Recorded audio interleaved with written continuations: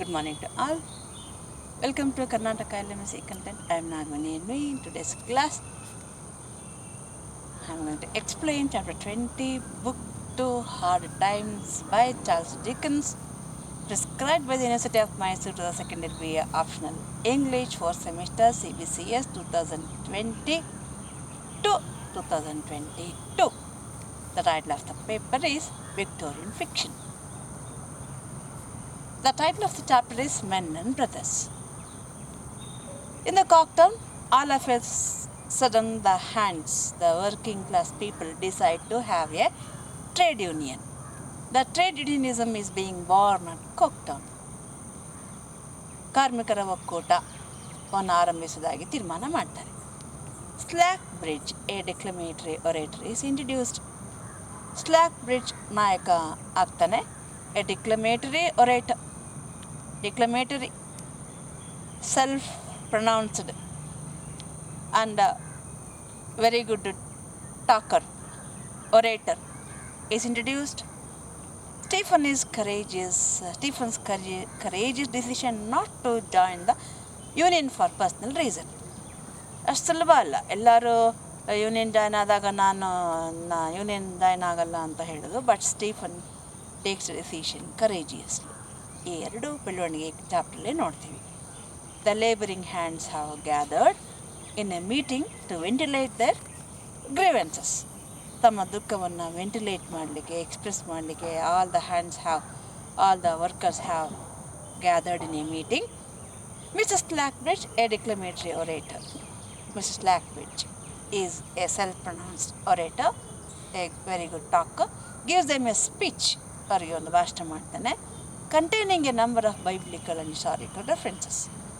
In his speech, he mentions many biblical lines and historical references, how the workers have been struggled and are still being struggled, etc., etc., etc. He addresses them. I quote and unquote, "How, my friends, the downtrodden operatives of Cocktown." ನನ್ನ ಸ್ನೇಹಿತರೆ, ಕಾಕ್ಟೌನ್ನ ತಿಳಿತಕ್ಕೊಳಗಾದಂಥ ವ್ಯಕ್ತಿಗಳೇ, ಹೋ ಮೈ friends and fellow ಕಂಟ್ರಿಮೆನ್, ಸ್ನೇಹಿತರೆ, ನನ್ನ ದೇಶವಾಸಿಗಳೇ. The slaves of an iron handed ಉಕ್ಕಿನ ಕೈಗಳಲ್ಲಿರ್ತಕ್ಕಂಥ ಗುಲಾಮರೇ. A grinding ಡೆಸ್ಪಾಟಿಸಮ್ ಅಂದರೆ ಶೋಷಣೆ ಮಾಡ್ತಕ್ಕಂಥದ್ದು, ದುಡ್ಡನ್ನು ದೋಚ್ತಕ್ಕಂಥದ್ದು, ನಮ್ಮ ಶ್ರಮದ ಹಣವನ್ನು ದೋಚಿ ಅರ್ದು ನುಂಗುತ್ತಿರುವವರ ಕೈಯಲ್ಲಿ ಸಿಕ್ಕಿ ನಲಗುತ್ತಿರುವವರೇ. Oh my friends and fellow sufferers, fellow workmen, fellow men, I tell you that the hour is come and we must rally round one another. ನಾವೆಲ್ಲರೂ ಒಟ್ಟಿಗೆ ಒಗ್ಗೂಡುವ ಸಮಯ ಬಂದಿದೆ. And as a united power and crumble into dust the oppressors that too long have battened upon the plunder of our families. ನಮ್ಮ ಕುಟುಂಬದವರ ಎಲ್ಲ ಸುಖ ಸೌಖ್ಯಗಳನ್ನು ಕಸ್ದುಕೊಂಡಂಥ ನಮ್ಮ ದುಡಿಮೆಯ ಹಣವನ್ನು ಕಸ್ಕೊಂಡಂಥ ಕೈಗಳನ್ನು ಕಸ್ದುಕೊಂಡು ಕೊಬ್ಬಿರ್ತಕ್ಕಂಥ ಅವರ ವಿರುದ್ಧ ನಾವೆಲ್ಲರೂ, ಆ ಶೋಷಕರ ವಿರುದ್ಧ ಎಲ್ಲರೂ ಒಗ್ಗೂಡುವ ಕಾಲ. Upon the sweat of our brows, ನಮ್ಮ ಹಣೆಯ ಮೇಲಿನ ಬೆವರಿನಿಂದ ಅವರ ಜೀವನ ಸುಗಮವಾಗಿಟ್ಕೊಂಡಿದ್ದಾರೆ. Upon the labour of our hands, ನಮ್ಮ ದುಡಿಮೆಯ ಶ್ರಮದ ಪ್ರತಿಫಲವನ್ನು ಅವರು ಕಿತ್ಕೊಂಡಿದ್ದಾರೆ. Upon the strength of our sinews, ನಮ್ಮ ಮಾಂಸಖಂಡಗಳ ಶಕ್ತಿಯ ಪ್ರತಿಫಲ ಕಿತ್ಕೊಂಡಿದ್ದಾರೆ. Upon the God created glorious rights of humanity, ಆ ದೇವರು ಸೃಷ್ಟಿರ್ತಕ್ಕಂಥ ಗ್ಲೋರಿಯಸ್ ರೈಟ್ಸ್ ಆಫ್ ಹ್ಯುಮ್ಯಾನಿಟಿ, ನಮ್ಮ ಬದುಕುವ ಹಕ್ಕಿನ ಮೇಲೆ ಅವರು ನರ್ತನ ಮಾಡ್ತಿದ್ದಾರೆ. And upon the holy sinews, ಆ ಪವಿತ್ರವಾದ ಮಾಂಸಖಂಡಗಳು. Upon the holy and eternal privileges of brotherhood, ಆ ಒಂದು ಶಾಶ್ವತವಾದ ಎಲ್ಲರಿಗೂ ಸಹಭ್ರಾತೃತ್ವ ಭಾವನೆಯ, ಎಲ್ಲರಿಗೂ ಸಮಾನವಾಗಿ ಸಿಗಬೇಕಾದಂಥ ಆ ಒಂದು ಸಂಪತ್ತನ್ನು ನಮ್ಮಿಂದ ಕಸ್ಕೊಂಡಿದ್ದಾರೆ. ಅವರ ವಿರುದ್ಧ ಎಲ್ಲರೂ ಒಂದುಗೂಡುವ ಸಮಯ ಬಂದಿದೆ. Dickens says, I quote and quote unquote, judging him by nature's evidence. Really, if they judge him by nature's evidence, ಸಹಜವಾಗಿ ಪ್ರಕೃತಿಯ ಸಹಜವಾಗಿಯೇ ಆ ವ್ಯಕ್ತಿಯ ಬಗೆಗೆ ತೀರ್ಮಾನ ತಗೊಳ್ಳೋದಾದರೆ, ಈ ನಾಯಕನ ಬಗೆಗೆ, he was above the mass in very little. ಆ ಮಾಸ್ಗಿಂತ ಜನಸಮುದಾಯಕ್ಕಿಂತ ಅವನು ಯಾವ ಸಣ್ಣ ಒಂದು ಸ್ವಲ್ಪವೂ ಮೇಲ್ಮಟ್ಟದಲ್ಲಿಲ್ಲ. ನಾಯಕನಾದವನಿಗೆ ನಾಯಕತ್ವದ ಗುಣಗಳಿರಬೇಕು. ಸಾಮಾನ್ಯ ಜನರಿಗೆ ಇಲ್ಲದಂಥ ಸಾಮಾನ್ಯ ಜನರನ್ನು ಮುನ್ನಡೆಸ್ತಕ್ಕಂಥ ನಾಯಕತ್ವ ಗುಣಗಳಿರ್ತಕ್ಕಂಥವನನ್ನು ನಾಯಕನು ಅಂತ ಹೇಳ್ತಾರೆ. ಡಿಕನ್ಸ್ ಕಮೆಂಟ್ಸ್, ನಾಯಕ ಅಂತ ಅಲ್ಲಿ ಕುಳಿತುಕೊಂಡು ಭಾಷಣ ಮಾಡ್ತಿರೋನಿಗೆ ನಿಜವಾಗಿಯೂ ಸಾಮಾನ್ಯ ಜನರಿಗಿಂತ ಯಾವುದೇ ರೀತಿ ವಿಭಿನ್ನವಾದ ನಾಯಕತ್ವದ ಗುಣಗಳೇನಿಲ್ಲ. But the stage on which he stood, except one thing, the stage on which he stood, ಅವನು ನಿಂತಿದ್ದನ್ನೆಲ್ಲ ಆ ಸ್ಟೇಜ್ ಒಂದೇ ಅವನನ್ನು ಮೇಲ್ಮಟ್ಟಕ್ಕಿಸಿರೋದು ಅಷ್ಟೇ. ಅದರಲ್ಲೇ ಅವನ ನಾಯಕ ಅಷ್ಟೇ. ಆ ಜನರಿಗೂ ಅವನಿಗೂ ಯಾವುದೇ ಮೇಲ್ಮಟ್ಟದ ಗುಣವೇನೂ ಇಲ್ಲ ನಾಯಕ ಅಂತ ಕರೀಲಿಕ್ಕೆ. In many great respects he was essentially below them. ಅನೇಕ ವಿಷಯಗಳಲ್ಲಿ he is essentially below the mass, below the workers. ಅನೇಕ ಗುಣಗಳಲ್ಲಿ ಅವನು ಆ ಕೆಲಸಗಾರರಿಗಿಂತ ಕೆಳಮಟ್ಟದಲ್ಲೇ ಇದ್ದಾನೆ. He was not so honest. ನೋಡಿ, ನಾಯಕರಿಗೆ ಇರಬೇಕಾದ ಗುಣಗಳನ್ನು ಹೇಳ್ತಾ ಇದ್ದಾರೆ. He was not so honest, ಆ ಜನರಷ್ಟು ಪ್ರಾಮಾಣಿಕವಾಗಿಲ್ಲ. He was essentially below them, ಪ್ರಾಮಾಣಿಕತೆಯಲ್ಲಿ ಪೂರ್ತಿ ಅವರಿಗಿಂತ ಕೆಳಮಟ್ಟದಲ್ಲಿದ್ದಾನೆ. He was not so honest, he was not so manly. ಧೈರ್ಯ ಶೌರ್ಯದಲ್ಲಿ ನೋ, ಅದರಲ್ಲಿ ಕೂಡ ಅವ್ರಿಗಿಂತ ಕೆಳಮಟ್ಟದಲ್ಲಿದ್ದಾನೆ. He was not so good humoured. ನಾಯಕನಾದವನಿಗೆ ಹಾಸ್ಯ ಗುಣ ಇರಬೇಕು, ನಗಿಸುವ ಗುಣ ಇರಬೇಕು, ನಗುವ ಗುಣ ಇರಬೇಕು. Smile is infectious. ನಾವು ನಕ್ಕರೆ ನಮ್ಮ ಎದುರುಗಡೆಯವ್ರು ನಗ್ತಾರೆ. ನಾವು ಹತ್ರ ಭಾವನೆಗಳು infectious, emotions and feelings are infectious. ನಾವು ಹತ್ರ ಅವರು ಹೇಳ್ತಾರೆ, ನಾವು ಕೋಪ ಮಾಡಿಕೊಂಡು ಅವ್ರಿಗೂ ಏನೋ ಸೀರಿಯಸ್ ಆಗ್ತಾರೆ. ನಾವು ಅಂದರೆ ಪೀಪಲ್ ಇನ್ ಪಬ್ಲಿಕ್ ಅಂತ, ಪಬ್ಲಿಕ್ ಗ್ಯಾದರಿಂಗ್. ಅದಕ್ಕೆ ಸ್ವಾಮಿ ವಿವೇಕಾನಂದ ಹೇಳ್ತಾರೆ, when you are gloomy, when you are angry, when you are so disturbed and under stress, don't show your grievous face to the world. Just go and shut the door of your room and keep yourself within the door of your room ಅಂತ ಹೇಳ್ತಾರೆ. ದುಃಖ ಆದಾಗ, ಕೋಪ ಆದಾಗ, ನಿನ್ನ ಒತ್ತಡದಲ್ಲಿ ನೀನು ನಲಗಿ ಇರುವಾಗ ಆ ನಿನ್ನ ದುಃಖದ ಕರಾಳ ಮುಖವನ್ನು ಹೊರ ಜಗತ್ತಿಗೆ ತೋರಿಸ್ಲಿಕ್ಕೆ what right do you have to show your gloomy face to the world? ಯಾವ ಹಕ್ಕಿದೆ ನಿನಗೆ? ಹೋಗಿ ರೂಮ್ ಒಳಗಡೆ ಬಾಗ್ಲಾಕೊಂಡು ಮಲ್ಕೊ ಅಂತ ಹೇಳ್ತಾರೆ. ಸೊ ಹಾಗೆ so good humoured, he substituted cunning for the simplicity. He is very cunning and he is not simple, and passion for the safe solid sense and ill made high shouldered. They are very simple but he is very ಕನ್ನಿಂಗ್.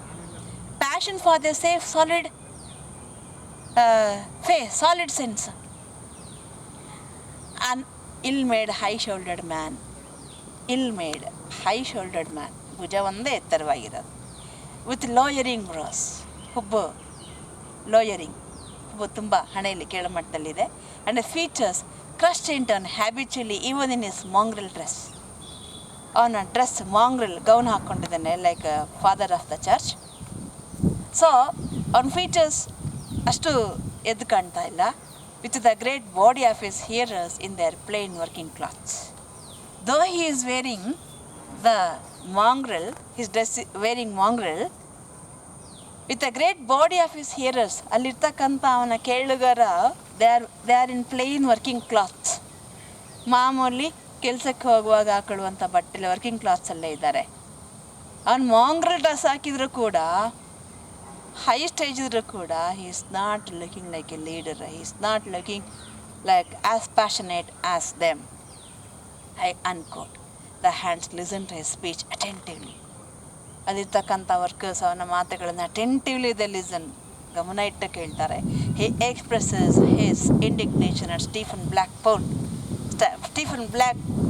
ಬಗ್ಗೆ ಕೋಪವನ್ನು ವ್ಯಕ್ತಪಡಿಸ್ತಾನೆ, who has declined to be a member of the union. ಅವನು union ಬಗ್ಗೆ, ಅದರ purpose ಬಗ್ಗೆ, objectives ಬಗ್ಗೆ, next ಹೋರಾಟದ ಬಗ್ಗೆ ಏನು ಮಾತಾಡ್ತಿಲ್ಲ. ನೋಡಿ ಎಲ್ಲಿ ಯೂನಿಯನ್ ಹಾದಿ ತಪ್ತಾ ಇರೋದು. Already he is expressing his grudge at Stephen has all the qualities of a leader. ಅವ್ನು ಸ್ಟೀಫನ್ ಸರಿ ಇಲ್ಲ ನೋಡಿ. He is a selfish fellow. He has joined his hand with mister Bounderby and he is not joining the union. He is accusing Stephen on the stage itself, and the people begin to shout. The laborers insist to hear from Stephen. Then let Stephen come on the stage. ನೋಡಿ, ಲೇಬರ್ಗಿರುವಂಥ ಗುಣ ಇವರಿಗಿಲ್ಲ. Stephen ಬಂದು ಅದ್ರ ಬಗ್ಗೆ ಮಾತನಾಡಲಿ. Don't talk of Stephen here on the stage. Stephen explains that the demands of men will bring them more harm than good. Stephen comes up on the stage and explains them their demand, and then the nature of their protest will harm their purpose rather than doing good. ನಿಮ್ಮ ಉದ್ದೇಶವನ್ನು ಅದು ಹಾಳು ಮಾಡುತ್ತೆ. ನೀವು ಕೇಳ್ತಿರೋ demand ಸರಿ ಇಲ್ಲ, ನೀವು ಅದನ್ನು ಪಡೀಲಿಕ್ಕೆ ಮಾಡ್ತಾ ಇರ್ತಕ್ಕಂಥ ರೀತಿಯ ವಿಧಾನ ಸರಿ ಇಲ್ಲ, ಆದ್ದರಿಂದ ನೀವು ಸ್ವಲ್ಪ ಅದನ್ನು ಬದಲಾಯಿಸಿ ಎಚ್ಚೆತ್ಕೊಳ್ಳಿ ಅಂತ ಹೇಳ್ತಾನೆ. And he does not join the union for his personal reasons. ನನ್ನ ವೈಯಕ್ತಿಕ ಕಾರಣಗಳಿಗಾಗಿ ನಾನು ಯೂನಿಯನ್ ಜಾಯ್ನ್ ಆಗಲ್ಲ ಅಂತಲೂ ಹೇಳ್ತಾನೆ. Some of the hands shout him down. Others who know his domestic problem sympathize with him. ಕೆಲವರು ಅವನಿಗೆ ಧಿಕ್ಕಾರಕ್ಕೆ ಹೋಗ್ತಾರೆ, ಡೌನ್ ಡೌನ್ ಸ್ಟೀಫನ್ ಅಂತ. And some workers who know his domestic problem sympathize with him. ಅವ್ನು ಕರುಣೆ ತೋರಿಸ್ತಾರೆ. He asked them to allow him to work in peace. Please, I do not join the union, but I expect your coordination or cooperation to work in peace. ನನ್ನ ಕೆಲಸ ನೆಮ್ಮದಿಯಾಗಿ ಮಾಡೋಕ್ಕೆ ಬಿಡಿ ಅಂತ ಕೇಳ್ತಾನೆ. Unfortunately Stephen is gradually treated as an ಔಟ್ಕಾಸ್ಟ್. Immediately there and then it self he is treated like ಅನ್ ಔಟ್ಕಾಸ್ಟ್. ಅಲ್ಲೇ announce ಮಾಡ್ತಿದ್ದಾಗ ನನ್ನ ಔಟ್ಕಾಸ್ಟ್ ಥರ ಟ್ರೀಟ್ ಮಾಡ್ತಾರೆ. And he goes away from the hall they after. ಅಲ್ಲಿಂದ ಆಚೆಗೆ ಹೊಟ್ಟೋಗ್ಬಿಡ್ತಾನೆ ಹಾಲಿಂದ. The ರ್ಯಾಬಲ್ ರೌಸಿಂಗ್ technique of the slack bridge is ಸಕ್ಸಿಡೆಡ್. ಈ ಥರ ಗದ್ದಲ ಎಫ್ಸಿ ಸ್ಟೀಫನ್ ವಿರುದ್ಧ ಕೆಲಸಗಾರನ ಎತ್ಕಟ್ಟುವಂಥ ಸ್ಲ್ಯಾಕ್ ಬ್ರಿಡ್ಜ್ನ ಟೆಕ್ನಿಕ್ ಸಕ್ಸಸ್ ಆಯಿತು. Trick the working man chair with loud acclamation. ಅಲ್ಲಿ ಒಂದು ವಾಯ್ಸ್ ಕೂಡ ಇರಬಾರ್ದು ಸ್ಲ್ಯಾಕ್ ಬ್ರಿಡ್ಜ್ಗೆ ಎಗನೆಸ್ಟಾಗಿ ಮಾತಾಡೋಂಥವ್ರು.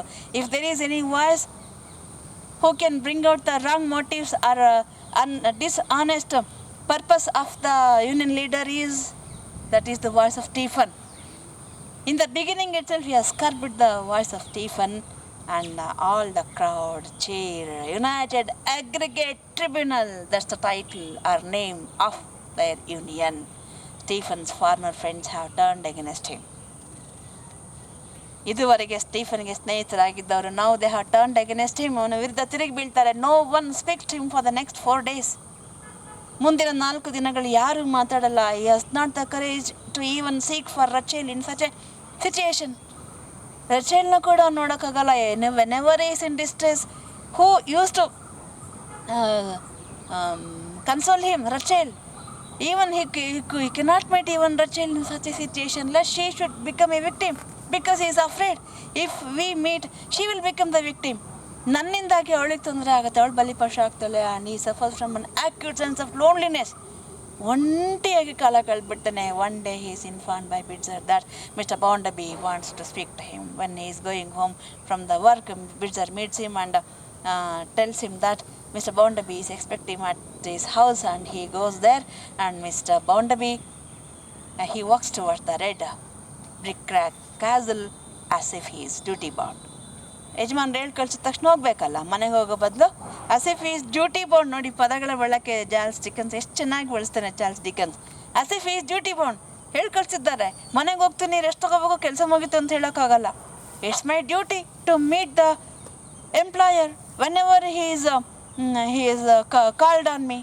So he walks towards the red brick house or castle of Mr. Bondaby. In this chapter, there is a strife between the workers and Stephen because of his decision not to join the union, and all of them will separate him. I think you have understood the explanation of this chapter. If you have any doubt or query, please comment it. Post it in the comment box. Take it. Bye.